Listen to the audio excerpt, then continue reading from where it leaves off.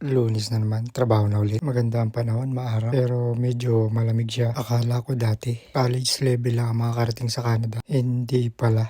Kahit pala high school graduate ka o hindi ka nakapagtapos ng high school, nakakapunta pala ng Canada. Based pa nga sa experience ko, mas mataas ang chance na makapunta ang high school graduate. Basta may 5 years experience ka at alam mo yung mga ginagawa mo. Lalong-lalo na sa kapwa ko telecom rigger. Mahirap kasi ang trabaho namin, lalo pag taglamig. Kaya minsan ayaw din ng mga Canadian. Yun kasi ang dahilan kaya nag-hire ng foreign worker ang Canada. Yung kasing mga engineer, trabaho na ng mga Canadian yun. Skilled worker kasi ang tawag sa may mga 5 years experience. Kaya in demand kahit sa bansa. Communication lang ang nagpapahirap sa ating mga skilled worker. Sa interview pa lang, hindi naman masyado binabanggit ang mga trabaho. Lalo na kung nakita naman sa resume mo na may experience. Ang tinitingnan lang kung paano ka makapag-communicate ng English. Mahirap kasi sa trabaho, lalo na kung puti ang iyong foreman. Kaya sa mga kapwa ko telecom rigger dyan, kung plano nyong mag-apply ibang bansa, aralin nyo magsalita ng English. Aralin nyo rin kung paano mag-apply online. May mga nagawa na pala akong video about sa pag-apply online. Hindi madali ang pag-apply online. Mataas kasi ang kompetensya. Halos buong mundo. Ang kagandahan lang sa ating mga Pinoy, mabilis tayong maka-adapt ng trabaho. Mas gusto din ng mga Canadian ang mga Pinoy. Yan lang mga idol. Maraming salamat. Hanggang sa muli. Peace.